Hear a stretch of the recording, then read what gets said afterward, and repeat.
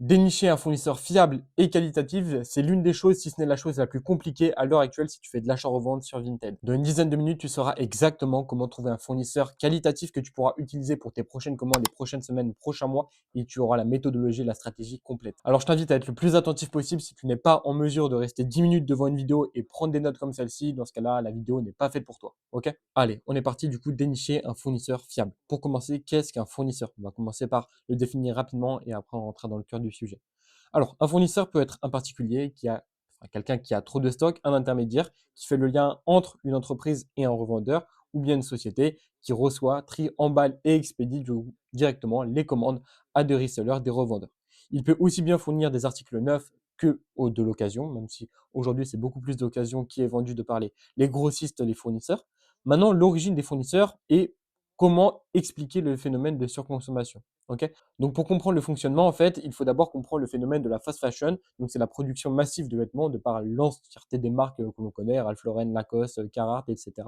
La production massive, la rotation rapide des collections et le surstock, les invendus et également les retours clients, ce qui fait qu'il y a une accumulation au niveau des vêtements qui ne sont pas portés. Tout cela, du coup, crée l'excès de consommation de vêtements, entraîne aussi une accumulation massive, comme je venais de vous le dire, menant souvent au don ou au débarras. Une grande partie de ces vêtements, donc, sont ensuite envoyés dans des pays défavorisés. En Inde, au Pakistan, vous pouvez retrouver énormément de fournisseurs.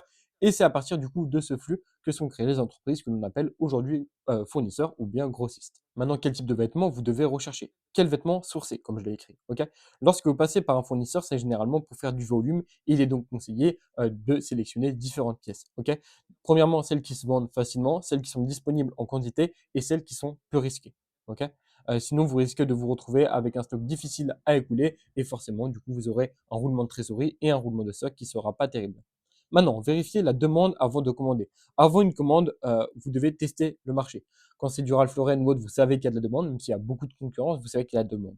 Mais pour autant, vous pouvez toujours liker les articles qui sont similaires sur Vinted, si vous, notamment vous voulez tester de nouveaux produits que vous n'avez pas l'habitude de faire, et observer à quel prix et à quelle vitesse surtout ils partent. Ok.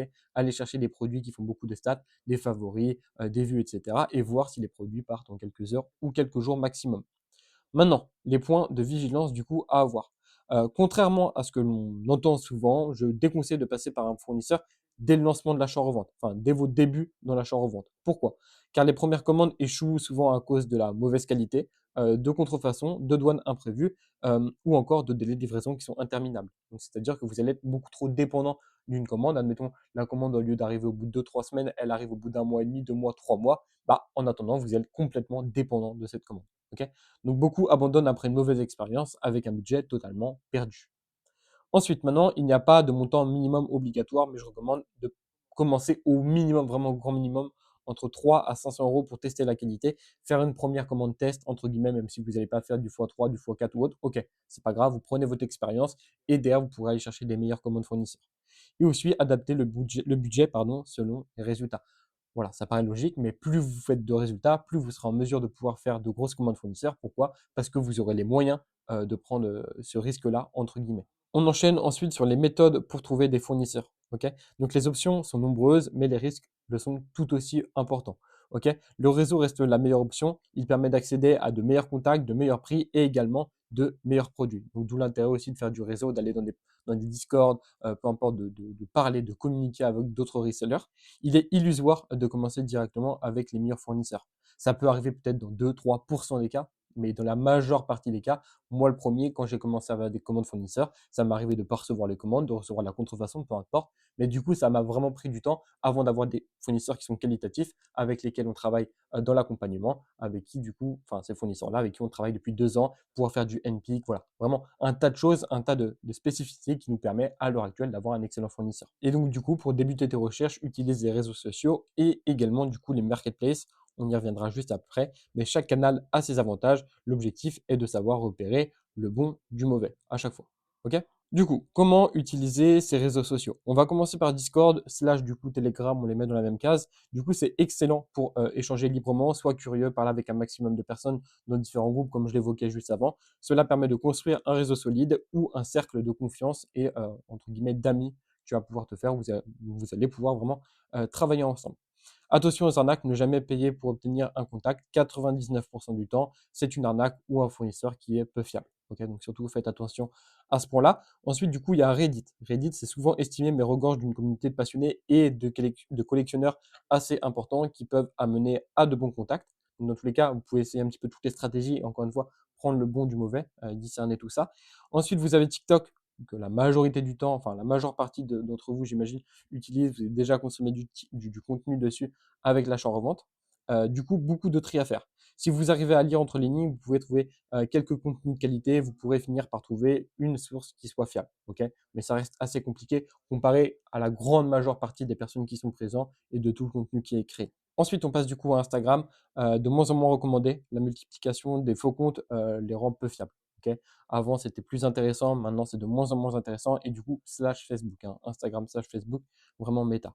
Ok, et ensuite, Google, même problème, malgré un nombre infini de résultats, les sites frauduleux sont omniprésents. Il y a des ads qui sont faits sur des sites, des marketplaces de fournisseurs qui ne sont pas forcément intéressants. Donc, ok, prenez vos précautions, pardon, regardez, échangez avec des gens qui ont déjà commandé et derrière, voyez si c'est intéressant pour vous ou non. On enchaîne du coup avec les marketplaces et on va commencer avec Flick, que j'imagine la grande majorité d'entre vous connaissez déjà. Du coup, la plateforme de mise en relation entre des fournisseurs asiatiques pour la plupart et des acheteurs européens.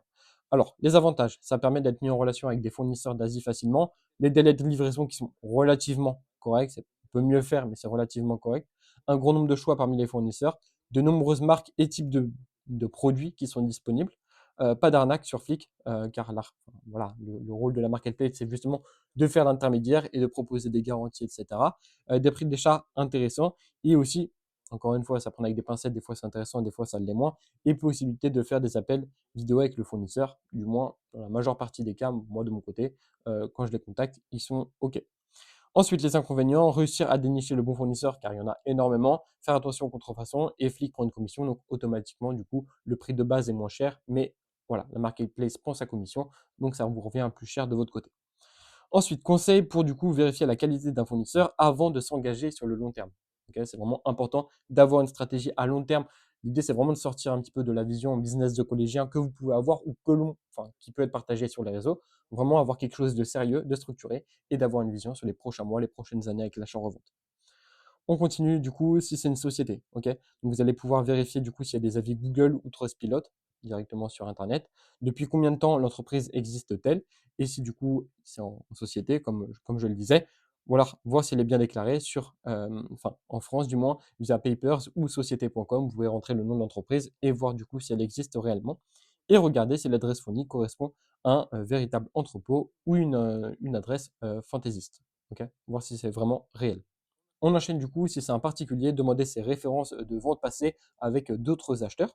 Attention aux fournisseurs mis en avant par des influenceurs, ils sont pour la plupart payés pour les promouvoir sans du coup tout vous dévoiler. Ils vont faire croire que voilà, la commande que ils ont reçue, pardon, c'est la commande que vous allez recevoir, alors que c'est faux. Peut-être que vous aurez plus de grade B ou autre. Bref, faites attention. Ok, cela ne veut pas dire qu'ils sont tous mauvais, mais ayez de la prudence par rapport à ça. Ensuite, du coup, la quatrième étape qui est la prise de contact. Donc, comment prendre contact avec le fournisseur? Il y a plusieurs étapes. Vous pouvez le contacter soit par téléphone, par mail ou en message privé, par exemple sur un des réseaux sociaux pardon, qu'on a évoqué, et échanger avec le fournisseur. Demandez-lui des photos, des vidéos des pièces, demandez-lui les délais de livraison, les grades de la pièce qui soient honnêtes, si c'est du A, B ou C, le prix initial, etc. Ok, il y a deux types de sourcing.